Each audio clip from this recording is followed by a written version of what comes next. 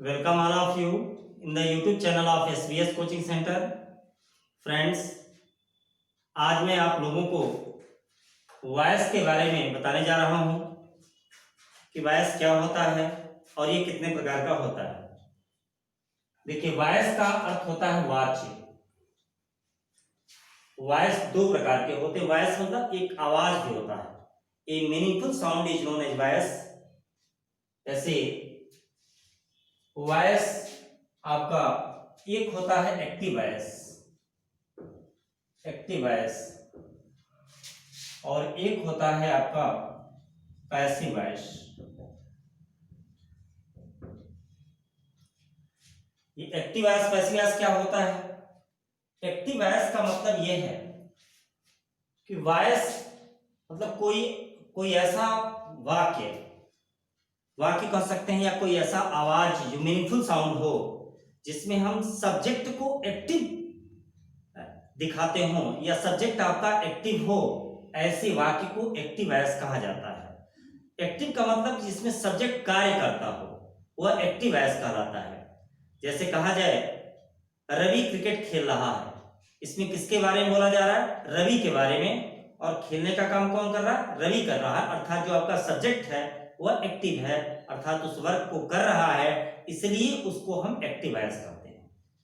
Means active voice का definition लिखें। Active voice ऐसा वाक्य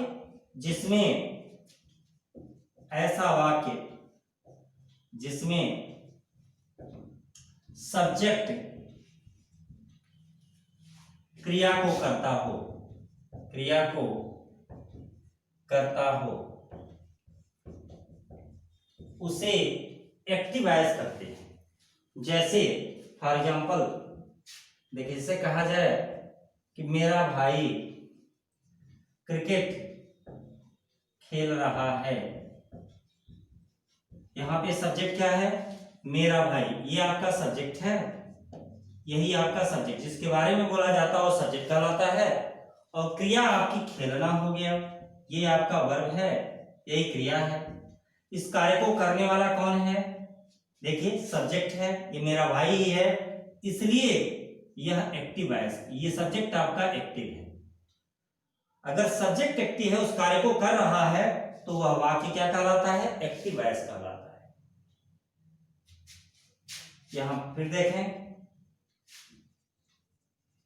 कुछ लड़के वहां शोर मचा रहे हैं।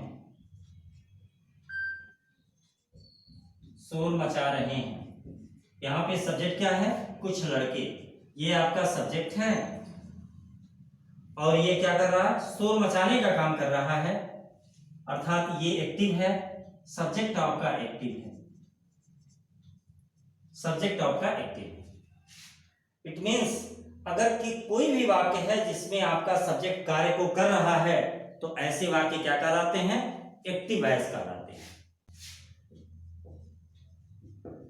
पैसिव वॉइस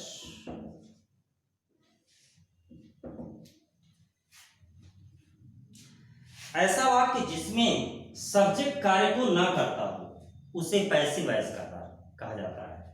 देख लीजिए, ऐसा वाक्य जिसमें सब्जेक्ट कार्य को नहीं करता है या क्रिया को नहीं करता है, वह पैसिव वॉइस कहलाता है। जैसे फॉर एग्जांपल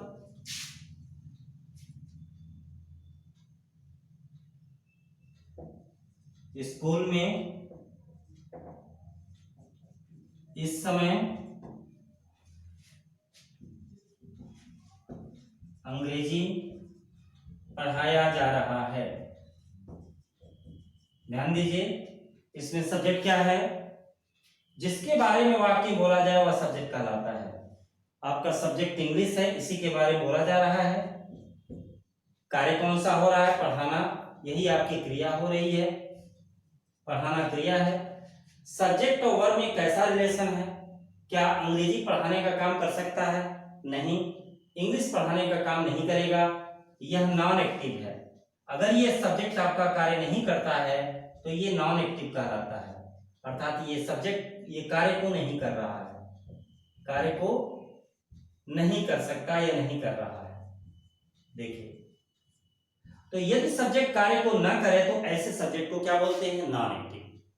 यदि किसी वाक्य में नॉन एक्टिव सब्जेक्ट है, अगर आपका सब्जेक्ट नॉन एक्टिव है तो वाक्य क्या कहलाएगा? पैसिव, और उसका अनुवाद पैसिव वॉइस से बनाए जाते हैं। तो फर्स्ट ऑफ ऑल हमें ये जानना होगा, कोई वाक्य है तो उसमें सब्जेक्ट क्या है। अगर सब्जेक्ट कार्य को करता है तो वह एक्टिव वॉइस होगा, और अगर सब्जेक्ट कार्य को नहीं करता है इसका मतलब आपका सब्जेक्ट नॉन एक्टिव है, अर्थात वह पैसिव वॉइस होता है। तो एक और एग्जांपल देख लीजिए, जैसे कहा जाए कि उत्तर प्रदेश में हिंदी बोली जाती है, हिंदी बोली जाती है। ध्यान दीजिए, इसमें किसके बारे में बोला गया है? हिंदी के बारे में। हिंदी आपका सब्जेक्ट हो गया। ये सब्जेक्ट कैसा है ये देखना होगा इसकी क्रिया से। बोलना इसमें क्रिया हो रही है, क्या हिंदी बोलने का काम करेगा? तो हिंदी बोलने का काम तो करता नहीं है, करेगा कोई व्यक्ति।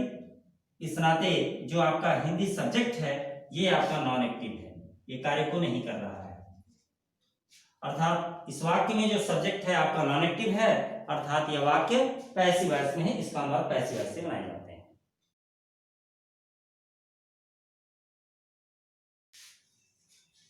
देखिए, relation between subject and verb, subject and verb. यदि सब्जेक्ट एक्टिव है तो वर्ब भी आपका एक्टिव होना चाहिए, और अगर सब्जेक्ट नॉन एक्टिव है तो वर्ब भी आपका नॉन एक्टिव होना चाहिए। ठीक है, मतलब एक्टिव सब्जेक्ट के साथ एक्टिव वर्ब और नॉन एक्टिव सब्जेक्ट के साथ नॉन एक्टिव वर्ब का प्रयोग किया जाता है। मीन्स यहाँ पे आप सब्जेक्ट देख लें और उसके बाद यहाँ पे आपका वर्ब का है, एक्टिव सब्जेक्ट है तो आपका एक्टिव वर्ब लगेगा, और नॉन एक्टिव सब्जेक्ट है, नॉन एक्टिव सब्जेक्ट है तो ये आपका नॉन एक्टिव वर्ब होगा।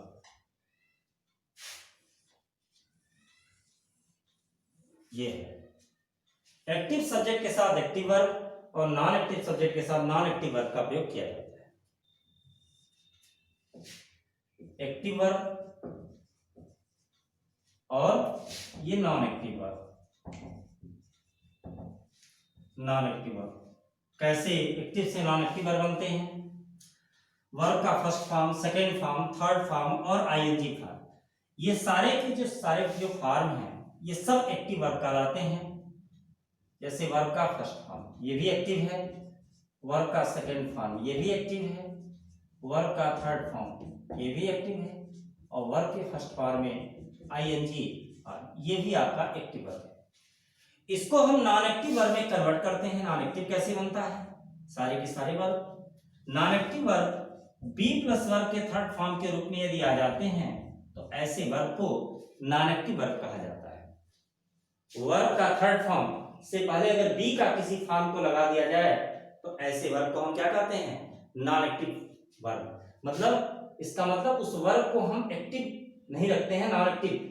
नॉन एक्टिव सब्जेक्ट के साथ नॉन एक्टिव वर्ब और एक्टिव सब्जेक्ट के साथ एक्टिव वर्ब का प्रयोग किया जाता है।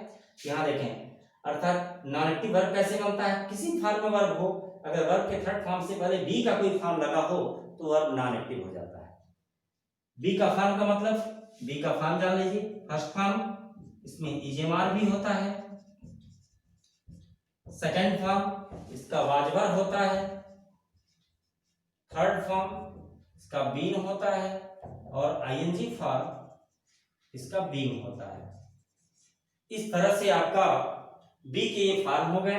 अगर कहीं भी आपको लिखा गया है, जैसे सपोज करिए लिखा है इज किल्ड, और आपसे पूछा जाए ये एक्टिव वर्ब की नॉन एक्टिव, देखिए वर्ब का थर्ड फॉर्म उससे पहले बी के फॉर्म है, ये नॉन एक्टिव वर्ब है। अगर कहा जाए कि गॉन, ये कैसा? ये मान ली थर्ड फॉर्म है, इसको कहा जाए एक्टिव वर्ब, ये एक्टिव वर्ब है। ठीक है, अगर कहा जाए डन, इसको क्या कहा जाएगा? ये वर्ब का थर्ड फॉर्म है, इसको एक्टिव कहा जाएगा। लेकिन अगर ऐसे कहा जाए कि वाज डन, अब क्या हो जाएगा, वर्ब का थर्ड फॉर्म उससे पहले वाज लगा है, ये आपका नॉन एक्टिव वर्ब हो जाएगा, non active verb, non active verb. इस तरह से फ्रेंड्स पहले तो हमें ये जाने कि कौन सा एक्टिव सब्जेक्ट होता है, एक्टिव सब्जेक्ट के साथ एक्टिव वर्ब और नॉन एक्टिव सब्जेक्ट के साथ नॉन एक्टिव वर्ब का प्रयोग किया जाता है। एक्टिव सब्जेक्ट के साथ एक्टिव वर्ब का प्रयोग करना ही एक्टिव वॉइस कहलाता है और नॉन एक्टिव सब्जेक्ट के साथ नॉन एक्टिव वर्ब का प्रयोग करना पैसिव वॉइस कहलाता है। मतलब इस वर्ब को हम पैसिव वर्ब ही कह सकते हैं। जैसे आप देखें, जैसे कहा जाए एग्जांपल, यहां पे लिखा है हिंदी, अब भरना है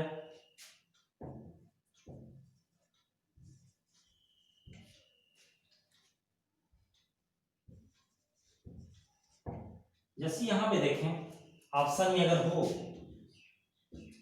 इज ए टीचिंग, दूसरा ऑप्शन हो इज टॉट, तीसरा ऑप्शन हो हैज टॉट और चौथा ऑप्शन हो टीचेज, तो किस ऑप्शन को हम चूज करेंगे? यहां पे देखिए टीच मीन्स होता पढ़ाना, हिंदी आपका सब्जेक्ट है, इस सब्जेक्ट को ध्यान दें, क्या हिंदी पढ़ाने का काम करेगा? तो हिंदी पढ़ाने का काम नहीं कर सकता। इसका मतलब ये जो सब्जेक्ट आपका है वह नॉन एक्टिव है और नॉन एक्टिव के साथ नॉन एक्टिव वर्ब का ही प्रयोग किया जाएगा, जबकि आईएनजी से पहले बी का फॉर्म लगा हुआ, ये एक्टिव वर्ब है, ये एक्टिव वर्ब है, ये लगेगा नहीं। यहां देखें हैज टॉट, वर्ब के थर्ड फॉर्म पर हैव का प्रयोग किया गया है, ये भी आपका एक्टिव वर्ब है, ये भी नहीं लगेगा। टीचर वर्ब के फर्स्ट फॉर्म में एस एस लगा है, ये भी एक्टिव वर्ब है, ये भी नहीं लगेगा। एक ही नॉन एक्टिव वर्ब है, वर्ब का थर्ड फॉर्म इससे पहले बी के फॉर्म, तो नॉन एक्टिव सब्जेक्ट है आपका जो सब्जेक्ट है ये नॉन एक्टिव है और नॉन एक्टिव के साथ नॉन एक्टिव वर्ब का ही प्रयोग किया जाता है। रिलेशन आपका प्रॉपर होना चाहिए, अर्थात एक्टिव सब्जेक्ट के साथ एक्टिव वर्ब और नॉन एक्टिव के साथ नॉन एक्टिव वर्ब का प्रयोग किया जाएगा, इसलिए आपका यहाँ पे इज टॉट लगेगा। अब देखिए यहाँ पे इज टॉट यहाँ पे यूज करेंगे, ये आपका पैसिव वॉइस में हिंदी क्लास में डेली पढ़ाया जाता है। नेक्स्ट जैसे कहा जाए यहाँ पे इंग्लिश इज,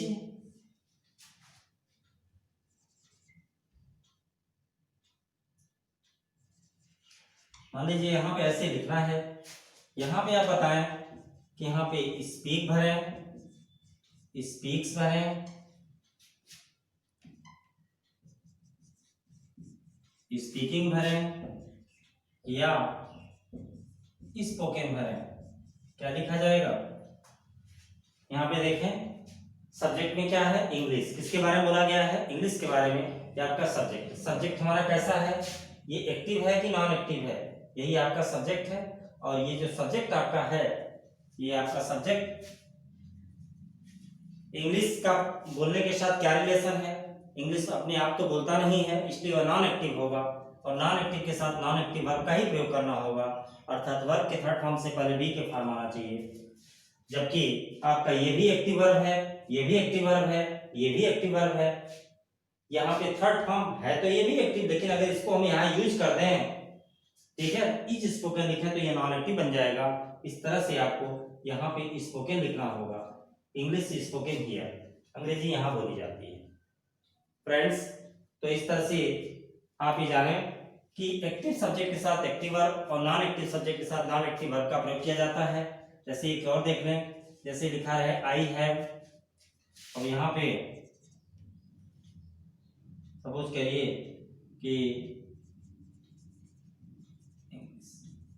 टुडे, यहाँ पे भरना है, देखिए यहाँ पे टीच है, टीचिंग है, टॉट है, टॉट और टीचेज। यहाँ पे कौन सा वर्ब भरा जाएगा? तो हैव के बाद वर्ब का थर्ड फॉर्म आता है, वैसे भी जानकारी है। दूसरी चीज है एक्टिव है कि नॉन एक्टिव, ये एक्टिव है क्योंकि पढ़ाने का काम कौन कर रहा है? आई कर रहा है। किसको पढ़ा रहा है? यू को पढ़ा रहा है। इसलिए जो आपका सब्जेक्ट है वह एक्टिव है। अब एक्टिव सब्जेक्ट के साथ एक्टिव वर्ब का ही प्रयोग करना है। यहाँ पे टाट का यूज करेंगे। एक्टिव एस क्या होता है और पैसिव एस क्या होता है? एक्टिव एस मतलब एक्टिव सब्जेक्ट के साथ एक्टिव वर्ब का प्रयोग करना एक्टिव एस कहलाता है, और passive S non active subject के साथ नॉन एक्टिव वर्ब का प्रयोग करना ही पैसिव एस कहलाता है। ठीक है। अब हम इसको चेंज करना सीखेंगे कि किस तरह से हम एक्टिव से पैसिव में कन्वर्ट करते हैं। तो फ्रेंड्स देखें, पैसिव फॉर्मूला होता है, फर्स्ट ऑफ ऑल हम ऑब्जेक्ट ऑफ एक्टिव लेते हैं, उसके बाद helping verb of passive S, उसके बाद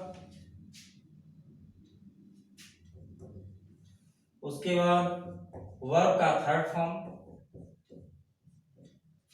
फिर आपका बाई लगाते हैं, फिर आपका सब्जेक्ट ऑफ एक्टिव, ये यूज करते हैं इस तरह से। जैसे कि एग्जांपल देखें, जैसे कहा जाए कि आई लव यू, मान लीजिए एक एग्जांपल है आपके सामने, इसमें आई सब्जेक्ट है, ये आपका वर्ब है और ये आपका ऑब्जेक्ट है। आपको पैसिव वॉइस में कन्वर्ट करना है। ये एक्टिव है, इसको पैसिव में बदलना है। फर्स्ट ऑफ ऑल आपको ऑब्जेक्ट चाहिए। यू का देखिए यहाँ पे यू ऑब्जेक्ट में है, इसको सब्जेक्ट में लाएंगे। इसका सब्जेक्टिव केस सब्जेक्ट यू ही होता है, यू हो गया। उसके बाद हेल्पिंग वाला पैसिव वॉइस, इसका मतलब कि यह किस टेंस में है। तो आप देख रहे हैं वर्ब का फर्स्ट फॉर्म लगा हुआ है। वर्ब का फर्स्ट फॉर्म प्रेजेंट इंडिफिनेंस में होता है, अर्थात ये वाक्य प्रेजेंट इंडिफिनेंस में है। पैसिव वॉइस की जो हेल्पिंग वर्ब होगी वह इजेमार होगी। यू के साथ क्या लगाएंगे? आर, और फिर आपका वर्ब का थर्ड फॉर्म, लब का थर्ड फॉर्म आपका लव्ड हो गया। फिर आप बाई लगाएंगे और आई का ऑब्जेक्टिव केस मी। देखिए कोई भी अगर सब्जेक्ट ऑब्जेक्ट में जाता है तो चेंज होता है, इसको देख लें।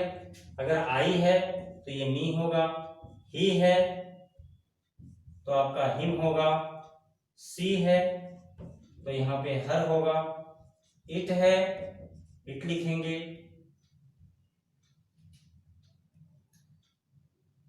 वी है तो आपका अस होगा,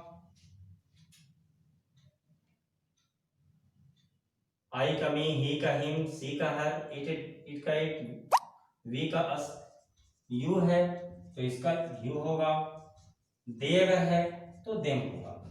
अगर ऑब्जेक्ट में है सब्जेक्ट में आएगा तो ये होगा, और सब्जेक्ट में है अगर ऑब्जेक्ट में जाएगा तो इसको लिखेंगे।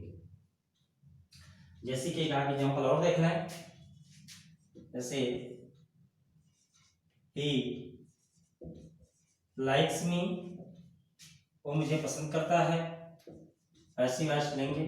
देखिए मी आपका सब्जेक्ट है, मी ऑब्जेक्ट के रूप में है, इसको सब्जेक्ट में लाएंगे तो इसका सब्जेक्टिव केस आपका हो जाएगा आई हो गया।